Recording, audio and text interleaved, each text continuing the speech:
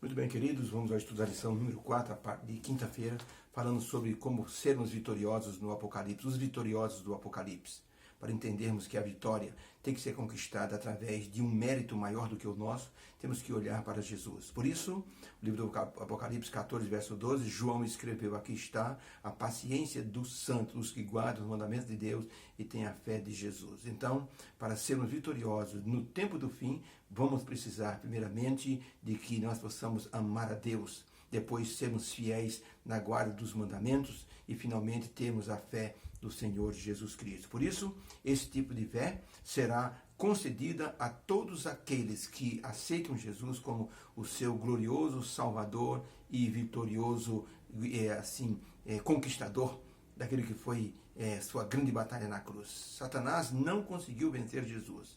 Em nenhum campo deste mundo. Por isso, Jesus se tornou vitorioso. E ali, na cruz, foi a grande vitória. Quando Jesus ressuscitou, a vitória foi, então, carimbada, conquistada. E o diabo, então, perdeu toda a chance de levar pessoas para o inferno. Porque Jesus abriu uma porta maravilhosa, um portal de salvação, para que as pessoas pudessem entrar através da vitória que ele havia conquistado.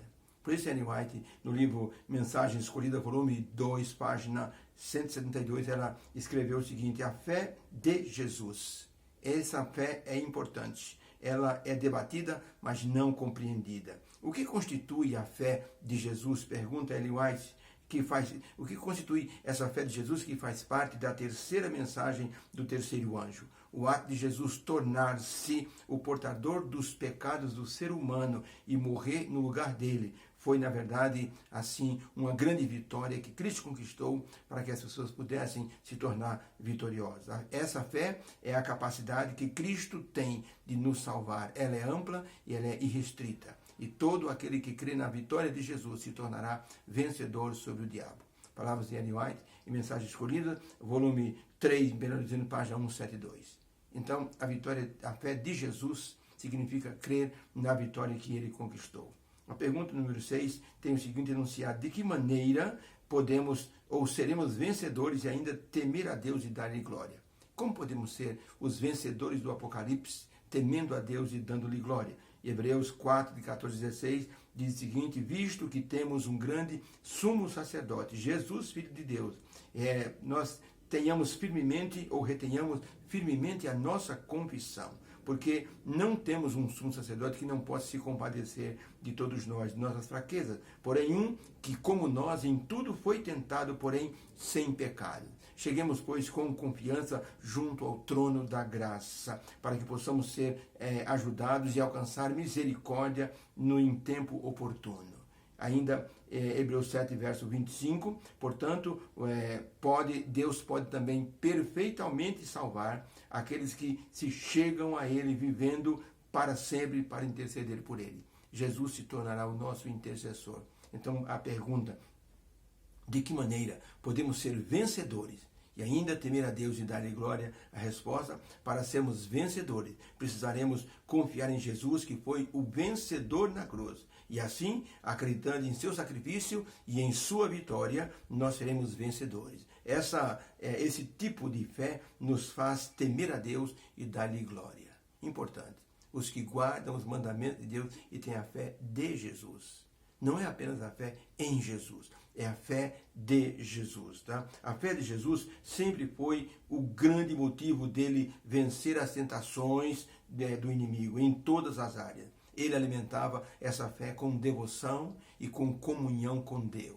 Jesus estava sempre orando, estava sempre em conexão com o Pai. Por isso, as 3 mensagens angélicas, elas se tornam mensagens positivas de amor a Deus e de amor de Deus por todos nós, pois são mensagens vitoriosas para vitoriosos no presente e também no futuro. O melhor de tudo é que o Apocalipse todo, ele é uma carta de Deus para vitoriosos. Em Apocalipse 21, verso 7, João descreveu a nova terra, descreveu os novos céus e descreveu a nova Jerusalém. E sabe o que ele disse?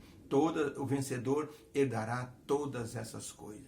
E o vencedor são aqueles que têm a fé de Jesus, aqueles que creem na vitória que Jesus conquistou, uma vitória ampla e restrita e que promete a vida eterna. Quer conhecer alguém único? Perguntou alguém para um auditório. Alguém que foi vitorioso em tudo nesta vida. Por exemplo, essa pessoa, na área da química, ela transformou água em vinho. Algo impressionante e, naquele tempo, completamente assim inquestionável. Em biologia, foi gerado sem passar pelo processo natural de concepção. Na física, quebrou a lei da gravidade ao andar sobre as águas e ao subir ao céu. Na economia, quebrou o recorde de todos os programas sociais, alimentando mais de 5.000 homens, mulheres e crianças, com apenas 5 pães e 2 peixes. Na medicina, ele curou doentes com doenças incuráveis pela medicina e ainda ressuscitou pessoas